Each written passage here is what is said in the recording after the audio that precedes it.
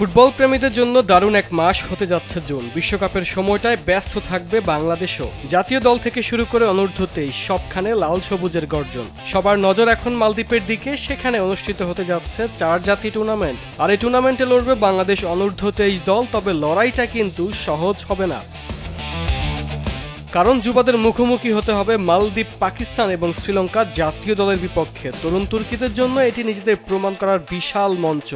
যদিও বয়স ভিত্তিক সাফে বাংলাদেশের সাম্প্রতিক পারফরম্যান্স বড় দুশ্চিন্তার কারণ প্রতিপক্ষের জন্য।